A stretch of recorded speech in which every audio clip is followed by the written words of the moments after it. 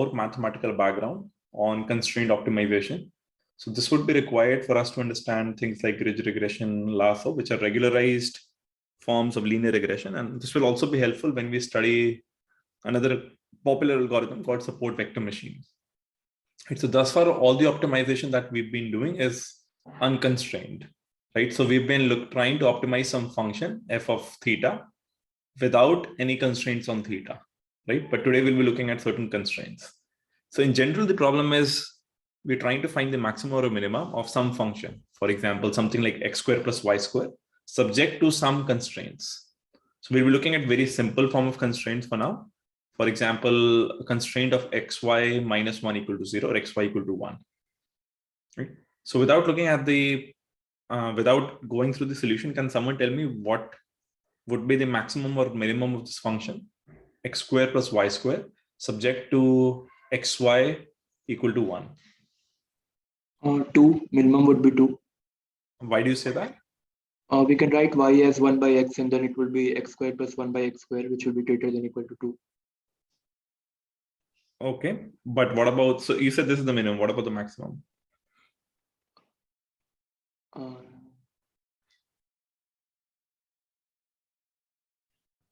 Maximum, I think it can reach infinity because when we put x equal to 0, 1 by x squared goes to infinity.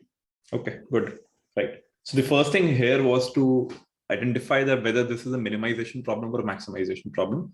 The second thing was to identify the solution. So in this case, it was easy because you could just substitute y equal to 1 by x, and you could just use the, you could also just use the APGP property also, arithmetic progression, geometric progression relationship, or you could have just done a simple minimization there itself.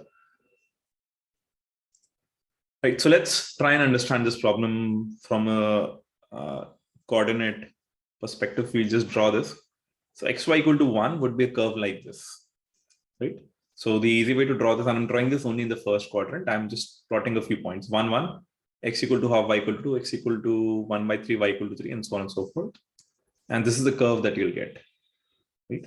The next thing is we're trying to minimize or maximize x squared plus y squared, right? Subject to xy equal to 1. So let's take some x squared plus y squared equal to 0.5. So is this a correct solution? X squared plus y squared equal to 0.5. Any point on this? Is this the correct solution or no? No, sir. No, it's a wrong solution because we said that subject to xy equal to 1. So xy has to be 1. But for any point lying on this circle, x squared plus y squared equal to 0.5, xy is never equal to 1. So we can just understand it geometrically.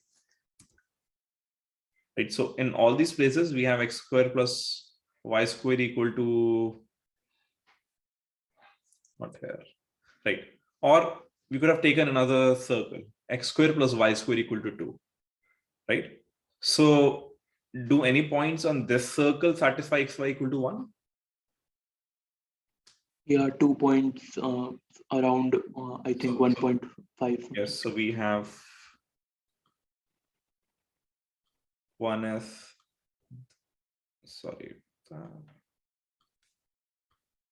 right? So one is this point, the other is this point.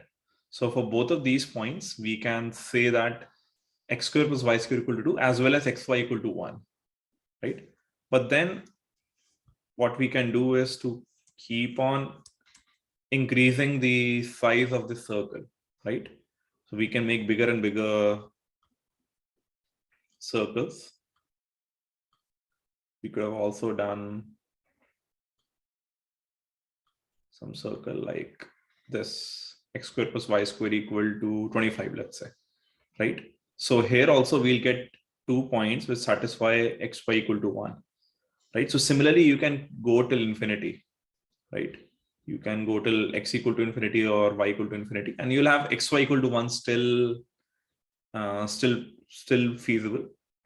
Still the constraint is maintained, but x squared plus y squared will be very large, right? So this problem is not a maximization problem, like the maximum is infinity, but it's rather a minimization problem. So that should be clear by this point, I think. And then let's go forward. So we've looked at 2 possible solutions. So one was this inner circle, which is this magenta colored, One is this blue circle where x square plus y square equal to 2 and xy equal to 1. And as I was mentioning, you could just keep on making bigger and bigger circles, and you'll keep on having higher and higher value for x square plus y square. So it's clearly not a maximization problem. The perfect solution, or the solution which minimizes the value of x square plus y square subject to xy equal to 1 is something like the following. So let's actually go back. So let's think about this circle. What is the value of x square plus y square here? 0.5. 0.5, as I've mentioned here, right? But it's not satisfying xy equal to 1, right? So x square plus y square, we could have chosen 0 also, right? That's the smallest value of x square plus y square you can get, right? So think of it as, if we forget about xy equal to 1, what is the minimum value of x square plus y square? Bhumika?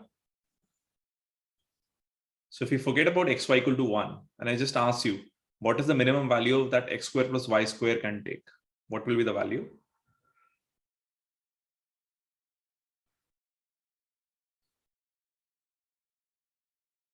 Okay, Abhiram?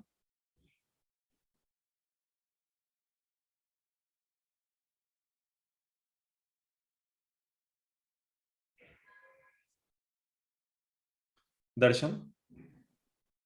0. Yeah, so this is not a difficult problem, right? So please, I request all of you to please be attentive. Like there's x square plus y square will be 0 when x equal to 0 and y equal to 0, right? So if I'm not taking any attendance or not taking any surprise quizzes, doesn't mean that we're not attentive. So x square plus y square is minimum at x equal to 0, y equal to 0, and that value is 0, right? So that is the solution to the unconstrained problem, right? If we didn't have any constraint, that is the solution. But we put now a constraint that xy equal to 1, right? So x square plus y square, the minimum value will not be 0. It has to be something greater than 0. And the minimum value will be on this circle. Let's just call this circle's radius as root k. So we have x square plus y square equal to k, and we know that xy equal to k on this curve, right? So the important condition here is that both the curves will be tangent at this point. Like they will be, so it's a single point where they'll meet, right? And they'll be thus also tangent at this point, right? So if we look at if we mention that they're tangent at this point, we can also we can say something about the gradients of both these curves in this regard. So remember, gradient means that it's the vector in which the curve increases the value the most, right? So we're looking at x square plus y square equal to k at this point. The question is, in which direction should we move x and y? What vector should we choose so that x square plus y square increases the most, right? So it will be in this direction as expected. At this point, if you move in this direction, you'll have the fastest rate of increase of x square plus y square, right? Similarly, we see for xy equal to 1 at this point. At this point, if we want to increase the value of x square plus y square the most, you'll have to move in this direction, right? So correspondingly, what we can say is that, so if we see the gradients of both of these curves are parallel to each other, right? So I'm at this point of time not talking whether they're in the same direction or not, but they are parallel to each other, right? So what we can say is that the gradient of x square plus y square evaluated at the optimum, this optimum is x square y square, is some lambda times the gradient of the other function xy minus 1. Actually, it's xy minus 1, but let's just write it xy evaluated at x star y star. So any questions on this? Is this clear?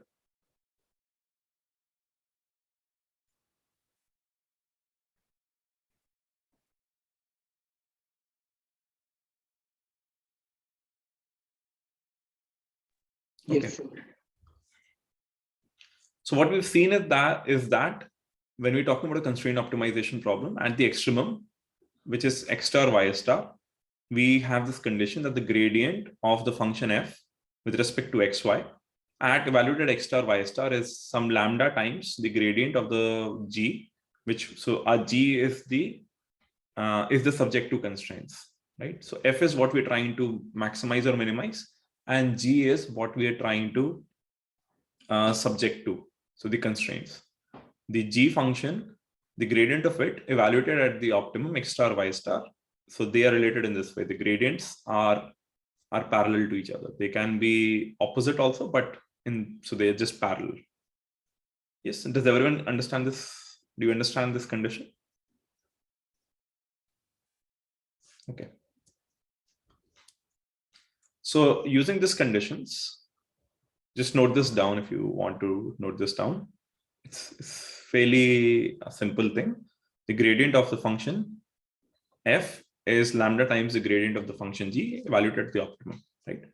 So if you noted this down, can you use this condition which I've written to find the minimum of this function fxy subject to xy equal to 1? So I just want you to put those that condition about the relationship between the gradients and then solve.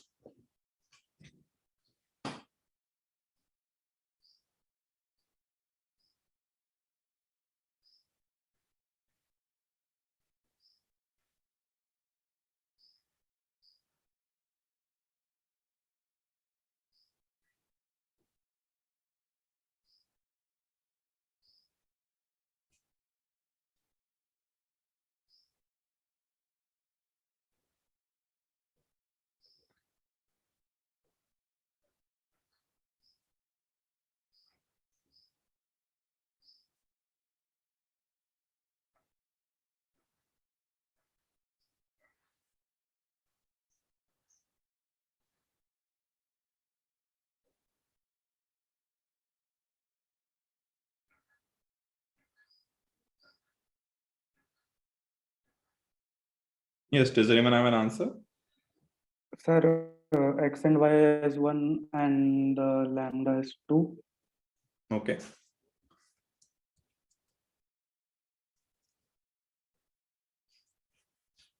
So the function f is x square plus y square, right? So you first find the gradient. We first find the partial with respect to x of x square plus y square, that is 2x. And then the partial of x square plus y square with respect to y, that is 2y. And if you just put that in the vector, you get that the gradient of the function fxy evaluated at any xy is 2x 2y, right? And now lambda times the gradient of gxy. So gxy is xy. So the gradient of xy with the partial derivative of xy with respect to x is y, and with respect to y is x, right? So therefore you get the gradient of fxy, which is 2x 2y, lambda times the gradient of gxy, which is yx. So you get 2x equal to lambda y, 2y equal to lambda x. But the important thing is that you also knew about the constraint, which is xy equal to 1, right? So if you didn't consider this, you would have only had 2 equations and 3 variables. But because you also know the constraint, xy equal to 1, now you have 3 equations and 3 variables. So the first thing you can very easily see is that it's symmetric in x and y, right? So x has to be equal to y, right? So x equal to y equal to 1. That's the simple way to look at it. And if you put x equal to y equal to 1, you will get the value of lambda equal to 2. Right? Or you could just solve it in a more traditional way. Does everyone understand this? Yes, sir. Okay. Okay, so take a minute and try to solve this problem. So firstly, just try to figure out whether this is a maximization problem or a minimization problem. And if you've solved it using the gradient relationship which I've told, I would also encourage you to think about drawing it on your notebook. What does x square plus y square look like? What is x plus y equal to 1? And then why is it a maximization minimization problem? And just try to relate the gradient equation along with just the drawing. Take 2 minutes. Don't say the answer, I'll ask.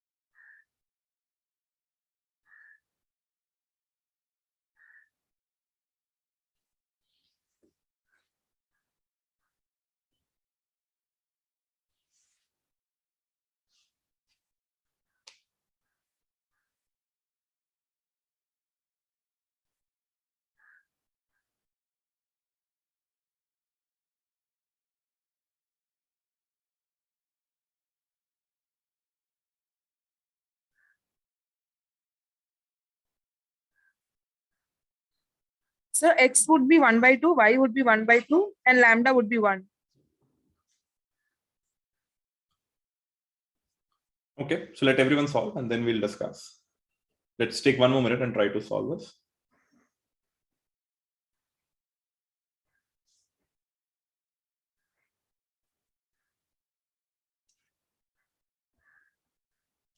Okay, so we have the equation, the gradient of fxy is lambda times the gradient of gxy, and both of them are evaluated at some point xy.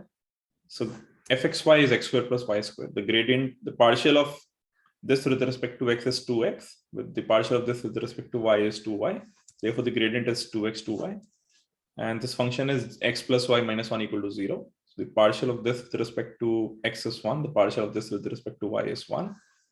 So the gradient of gxy is 1, 1. You can simply put lambda times del fx, the gradient of fx equal to gradient of g times lambda. So you get 3 equations again, 2x equal to lambda, 2y equal to lambda, and x plus y equal to 1. Again, this is symmetrical in x and y. So the answer has to be x equal to y equal to half. And correspondingly, you'll get lambda equal to 1. Does everyone get this? Any doubt or question of this? Okay, so we could have also understood this from a geometrical perspective. So this is the line x plus y equal to 1. Right? This is some circle x squared plus y squared equal to 4. So again, we can see that we can draw bigger and bigger circles which satisfy x plus y equal to 1. And we'll be getting, we can reach infinity that way. So it's not a maximization problem, it's a minimization problem, right? And when we're talking about minimization problem, we could have chosen a very small circle. Here, x squared plus y squared equal to k is a very small value of k, right? But the problem is the constraint is not satisfied. The constraint is x plus y equal to 1. Therefore, you increase the k till it intersects this curve x plus y equal to 1, right? At that point, x plus y equal to x equal to y equal to 0.5, and that lies on this curve. Right. So we can also solve this. What we've done is, like we've been looking at it simple way. We can also use what is known as a Lagrangian multiplier. So we're trying to find the extrema of a function f subject to some constraint gx equal to g of the input parameters equal to 0. For example, we could have done maximize f x y equal to x squared plus y squared subject to x plus y equal to 1. Actually, this we know that will not lead to a solution. It has to be minimization. Right? So we create a new function which combines both f and g via a multiplier called lambda. Right? So we create a new function which is now a function of x, y, and lambda. So this was the function of x, y, and gxy. So fxy plus lambda times gxy, where lambda we call as the Lagrangian multiplier. Right? So in this case, for this case, we have, we'll just come to the, what is the function? But then the only thing we need to now do is to set the gradient of the L equal to 0, right? So in this case, gradient L equal to 0 means the partial with respect to, the partial of L with respect to x equal to 0, partial of L with respect to y equal to 0, and partial of L with respect to lambda equal to 0. Right? Because L is a function of x, y, lambda. Right? So can you now solve this problem using the Lagrangian multiplier? So create a function L, which is fxy plus lambda times gxy.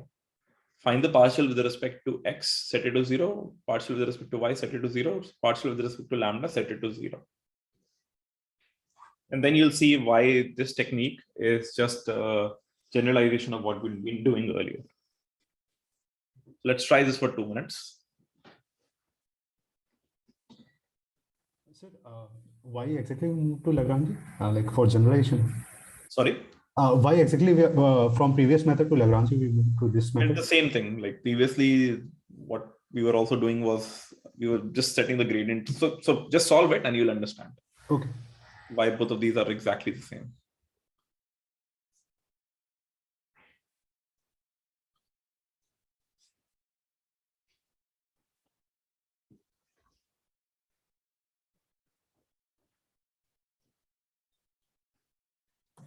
Sir, can you show the Lagrangian equation?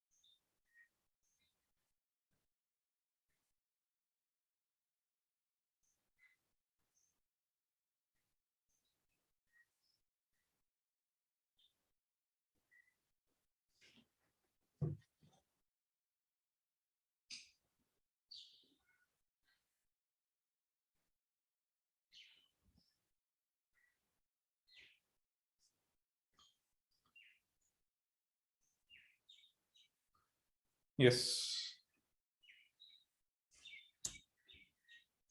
So we solve this.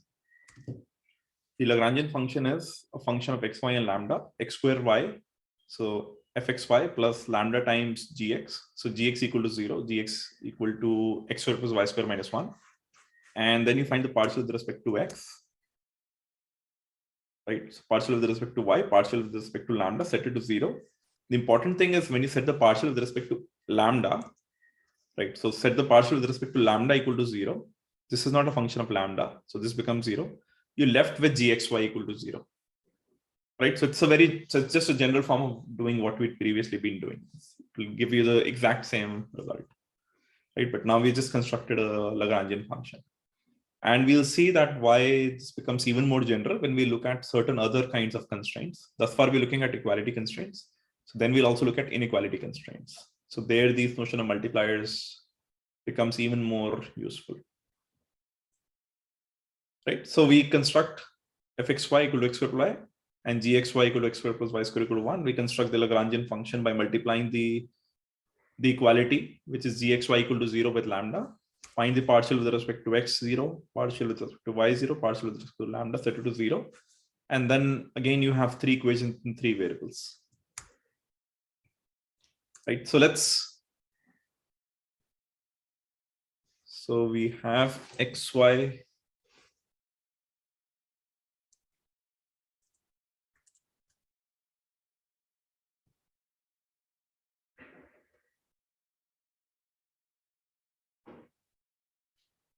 right. So does anyone have an answer to this problem?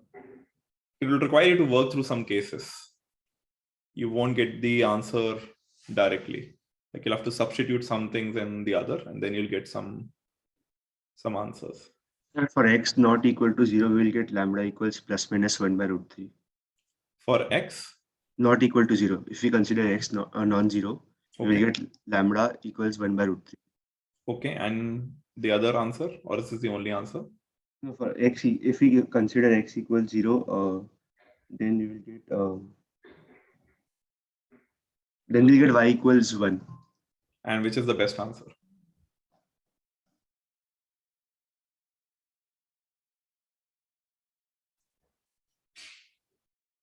Right, so we'll essentially come up with these cases. Case 1 is x equal to 0. In that case, f of xy is equal to 0 because f of xy is x square y, right? Y square equal to 1 because we had x square plus y square equal to 1, right? So that means y equal to plus minus 1 and lambda will be 0. The second case is x is not equal to 0. So in that case, we get y equal to minus lambda and x square equal to 2 lambda square. Then you just do some substitution. You'll get lambda equal to plus minus 1 over root 3 and y equal to plus minus 1 over root 3. And then you find out the maximum value of x square y. That comes out to be 2 over 3 root 1 over 3. Right? So you'll have to work through the different cases. But I think the other way to look at this, and which is probably more intuitive way, is to look at it from a geometrical perspective. So this is x square plus y square equal to 1, right? So your solution has to satisfy this constraint, right? So the solution has to be on this circle now, right? Now let's look at fxy equal to x square y, right? So the simplest way to draw this is to just consider a few points in this curve, right? For x equal to 1 and y equal to 1, we get x square y equal to 1, right? So for x1, y1, we get x square y equal to 1. For x equal to 1 more root 2, right? And y equal to 2, we get the value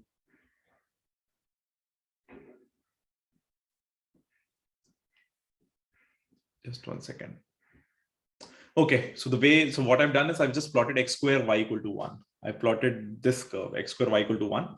And then I can draw this curve, x square y equal to 1, by looking at certain points which lie on x square y equal to 1. So I choose some x, and then accordingly I get y equal to 1 over x square. Right, so I've done this exercise and I've plotted x square y equal to 1. I could have also plotted x square y equal to 0.5, so on and so forth. Okay, so let's see. So we had two conditions, right? X equal to 0 or not. So firstly, is it clear that the solution would be on this line, something like this line?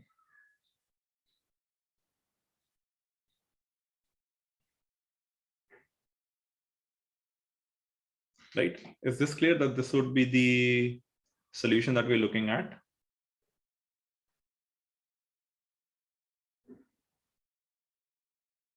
Yes, sir. And if this is the solution we're looking at, so you can clearly see that x is not equal to 0 or y is not equal to 0, right? So geometrically, it's an easy problem. You can just see, you can just understand that what will be the value of x and y that you get, right? So you can just discard the x equal to 0 case, just looking at geometrically. So there were two cases which came. And this I've just drawn in the first quadrant. Right? So if you look at the system of equations, you'll see that you'll either get x equal to 0 or x not equal to 0. And that I've just shown geometrically, you can just discard that case because the extremum will occur at this point.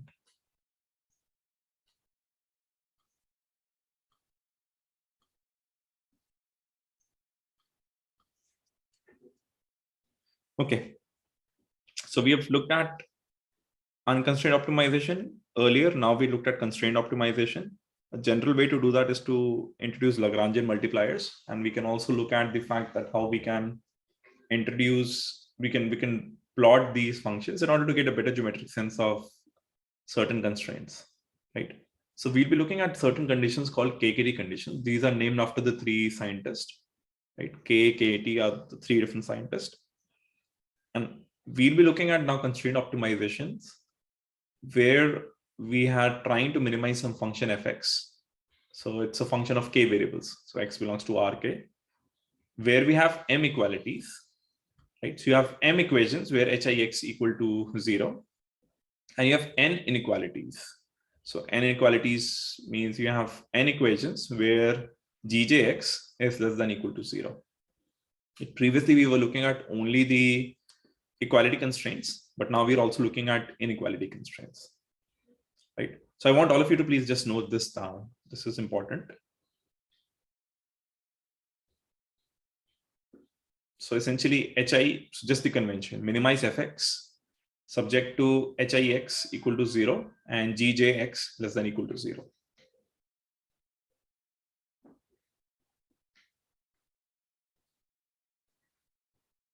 Okay. So as previously, we'll also again create a Lagrangian function now. L is a function, so create a function L which has the inputs x. So remember, x is a k-dimensional vector, and lambda 1 through lambda m. So these are m multipliers corresponding to the m equality equations that we had, right? And corresponding to n equalities, we'll have mu. So mu1 through mu n, right? So this function is fx plus summation I equal to 1 to m lambda I hix. Right? Hix is it's something like x plus y equal to 0. x square minus y equal to 0. So you have these equalities, right? You have m equalities. For each of this equality, you multiply a multiplier, Lagrangian multiplier called lambda. And similarly, you have some inequalities, right? X greater than 0, y greater than 0, right? So these are inequalities. So for each of this inequality, we put them in a standard form firstly. Gjx less than equal to 0. And then we put n multipliers. So these are mu multipliers, right? So this is the Lagrangian function that you'll generate based on the given fx. Then the m equalities, and the n inequalities, right? This is the first step we do. Then, as before, we minimize this function, which is a function of x, lambda vector, mu vector with respect to x, right? So x is k-dimensional. So if you minimize this with respect to x, or set the gradient of lx lambda u with respect to x0, you'll get k equations in x1, x3, xk. Similarly, if you do this for minimize this function L with respect to lambda, now lambda is m-dimensional, so you'll get m equations. And minimize this function L with respect to mu, you'll get n equations, right? So I've actually, I don't have that in slide, but you'll get n equations.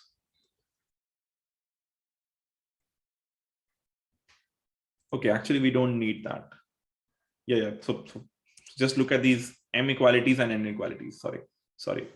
Just look at the k equations when you minimize with respect to x, and the m equations when you minimize with respect to lambda. So let's not talk about the mu's for now. We'll talk about mu in the next slide. Right. So let's first also understand the meaning of these mu's, right? What do these mu means? We look at a simple problem. Minimize this function fx equal to x minus 4 whole squared plus y minus 4 whole squared, subject to x plus y greater than or equal to 5, right? So can you draw this in your notebooks and try to figure out the solution? So drawing again means take a two-dimensional grid, plot fxy, which is x minus 4 whole square plus y minus 4 whole squared, plot x plus y greater than or equal to 5, and then try to geometrically understand that what the solution would be.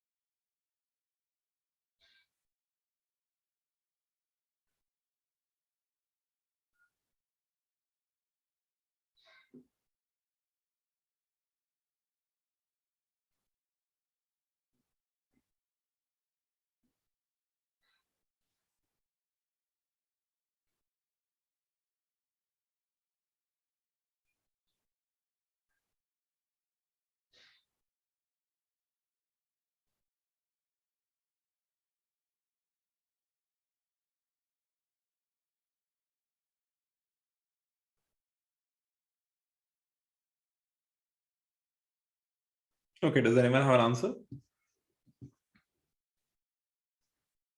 What is the value of xy and what is the minimum value of x minus 4 whole squared plus y minus 4 whole squared subject to x plus y greater than or equal to 5?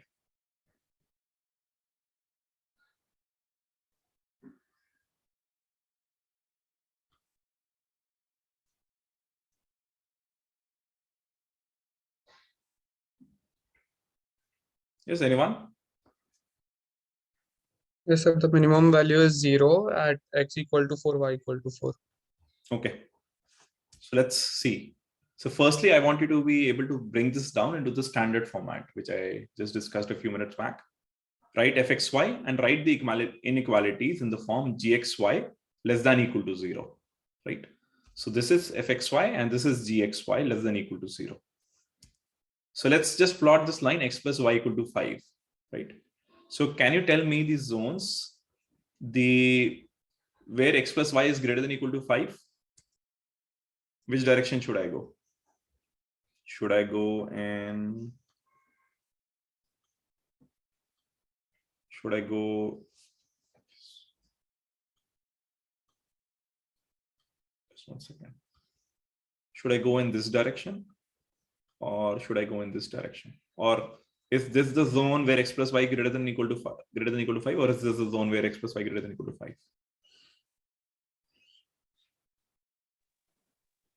The first one. First one, right? So this is the zone where x plus y is greater than equal to 5, right? So the other way is the simple way. If you're getting confused and when you want to figure out this, you can always look at the origin, right? Where does the origin lie? So origin is 0 plus 0. Is it equal to 5? It is less than 5. It's less than 5, right? So origin does not belong to the solution. So therefore the solution is on the other side, this side. So this is x plus y greater than equal to 5, right? Or this is the place where gxy is less than equal to 0. So remember, x plus y is greater than equal to 5, but we transform this into gx, which is less than equal to 0. So therefore we write minus x minus y plus 5 less than equal to 0, right? So you have to be convinced that this and this is the equivalent. And this is the zone in which gxy is less than equal to 0 or x plus y is greater than 5. Right? So solution has to lie on this side of this line. Now, fxy will have contours like this, right? So it's z equal to fxy. So it's x minus 4 whole squared plus y minus 4 whole squared, right? So it's a circle. It will be circle centered at x equal to 4, y equal to 4. So you can draw these circles, right? And what were we trying to do? We were trying to minimize, right? Okay. So now looking at these two curves, can you tell me the minimization of fxy subject to the constraints?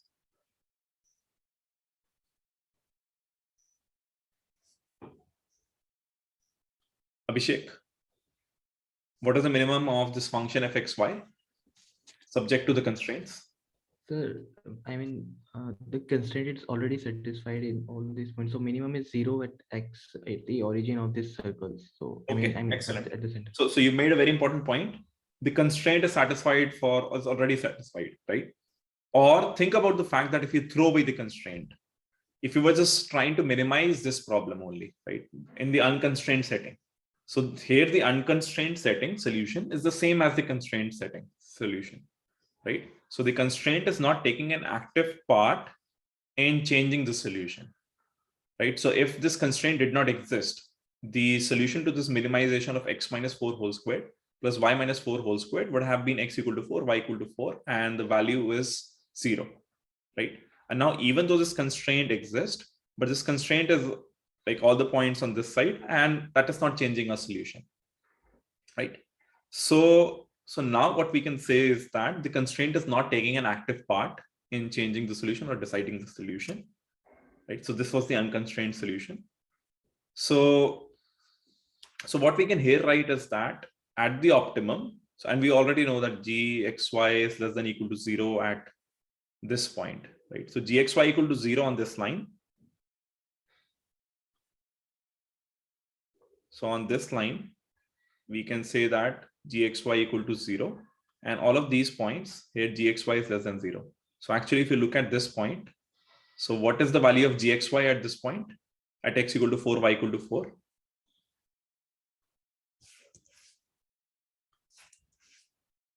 So this line was, so gxy was minus x minus y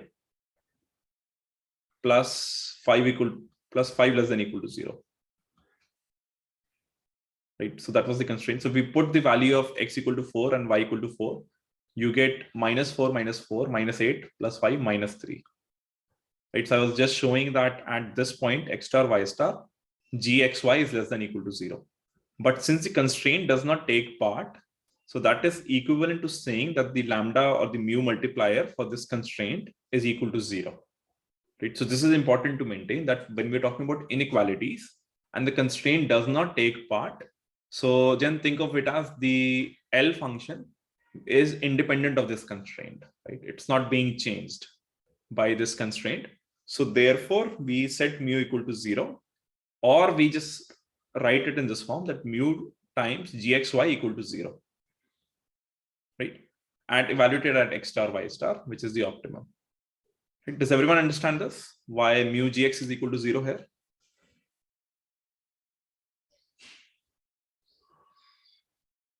Here mu does not take part. I mean, this constraint does not take part in changing the solution.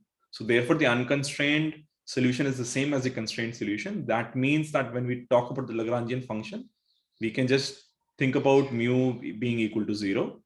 And since mu is 0, so mu times gxy is also equal to 0. Now let's look at a different problem, slightly different problem to the previous one. Now I'm trying to minimize fxy, which is x squared plus y squared, subject to the same constraint, x plus y greater than or equal to 5. Right? So now can you tell me the minimum of this function?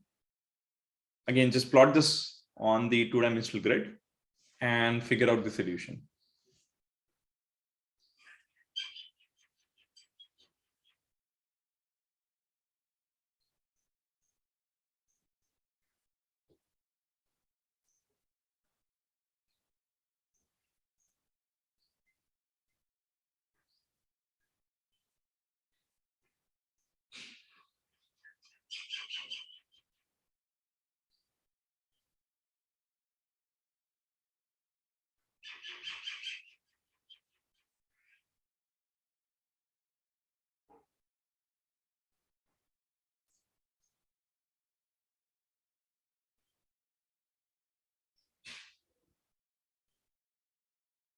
Yes, does anyone have an answer?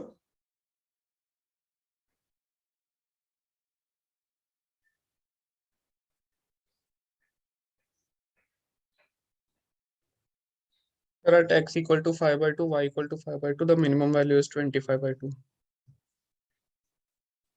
Okay, so I don't know whether that's the correct one or not, but let's see. So this is gxy less than or equal to 0, as we did previously. Now the circles are something like this, right? Now if you see the unconstrained solution, like if we forget about the constraint, then what is the minimum of fxy, x squared plus y squared? That is 0, right? If the constraint is not active, then the unconstrained solution would just have been x equal to y equal to 0, right? But we want the constraint to be active. So what we say is that we'll keep on increasing the radius, right, till the time we satisfy the constraint, right? Although it's a minimization problem, but we're increasing the radius so that we're able to hit this curve, right? And then at this point, when they intersect, right? So what can you then tell about this solution? So what is the value of g at this x star y star? This is x star and y star. At this x star y star, what is the value of g?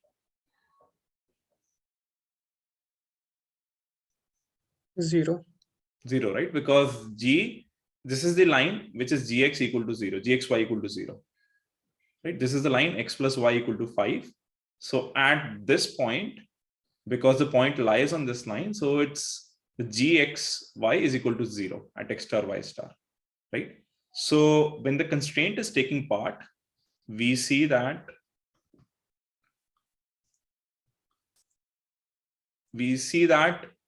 gxy is equal to 0, right? So we can again write that mu times gxy equal to 0. So in the previous case, when the constraint does not take part actively in changing the solution, or the unconstrained solution is the same as the constrained solution, we can write that mu equal to 0 because the constraint is not taking part. So therefore we can write mu times gxy equal to 0 in that case.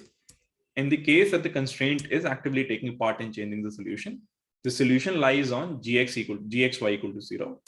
So there again, we can write that mu times gxy is equal to 0. Mu is obviously not equal to 0 here. So mu being non-zero means that the constraint is taking part. It's an important constraint. So any questions on this? So this is a very fundamental equation that you need to remember for inequalities, that mu times gxy equal to 0. And this we'll say that is true for all the inequalities gi's.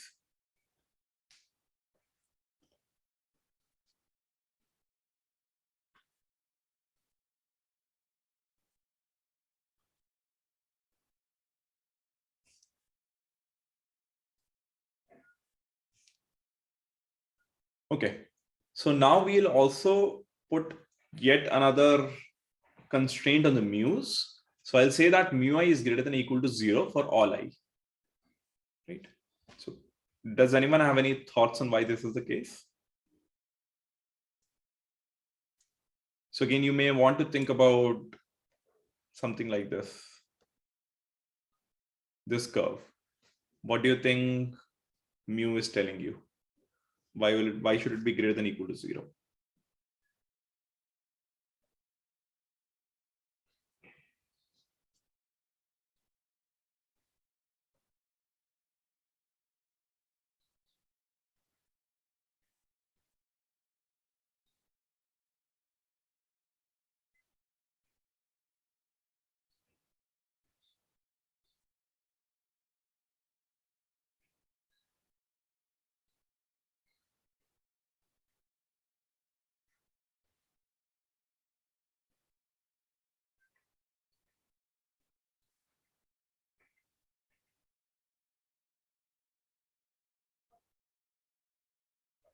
Yes, any thoughts on why am I saying that mu I is greater than or equal to 0 for all I, for all the inequalities?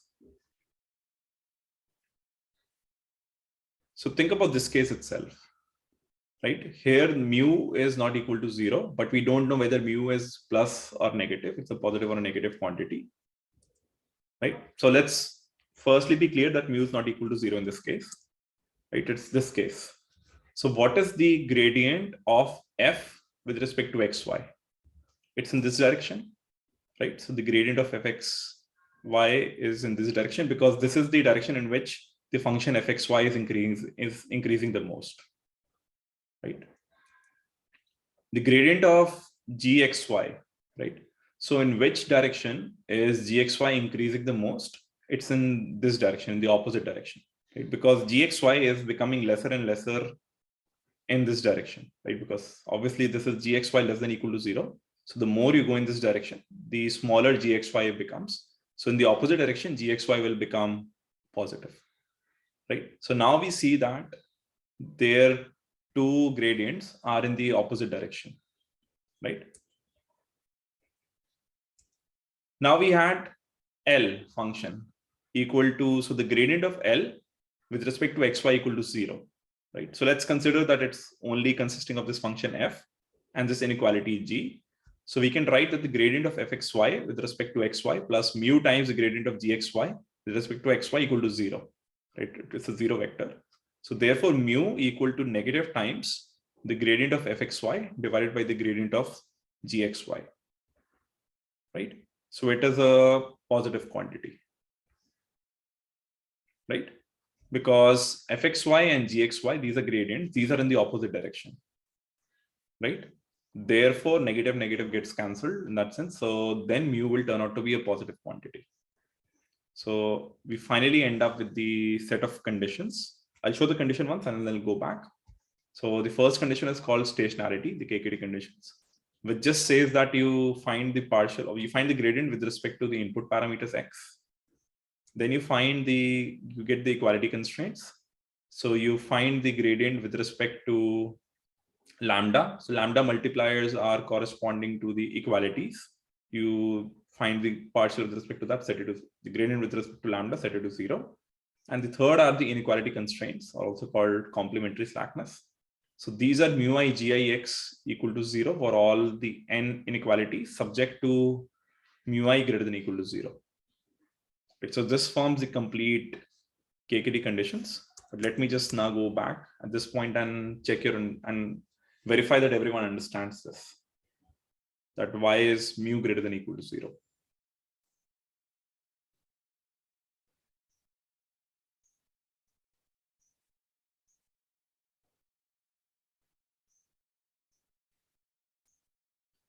Any question in this?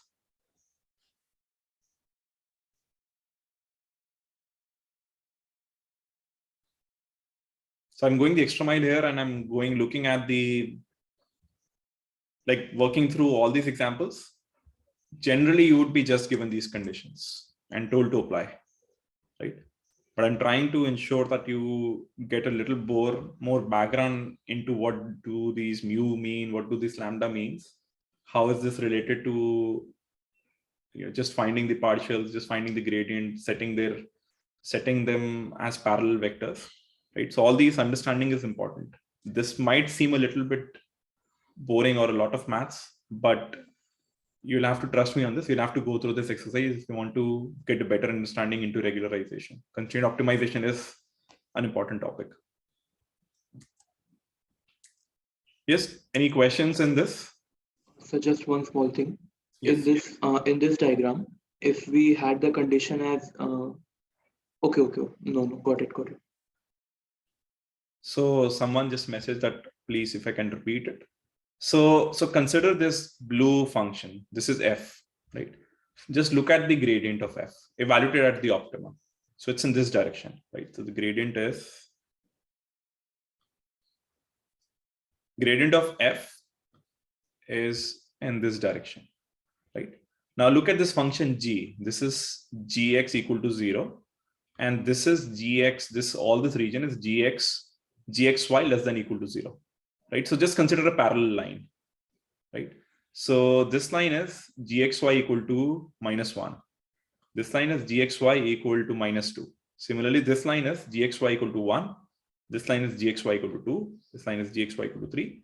So the direction in which gxy is increasing the most is this direction, right? So now we know that del f and del g, they are in the opposite directions, right? So that's also visible from this blue gradient vector and from this orange gradient vector, right?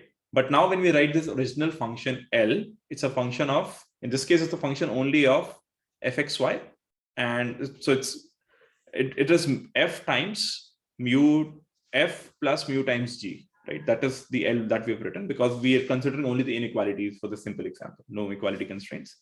So we, as you remember, we compute the gradient with respect to the input xy, set it to 0, right? So del L equal to 0 with respect to xy means the gradient of f with respect to xy equal plus mu times the gradient of g with respect to xy equal to 0, right? So it's this simple equation now that we have,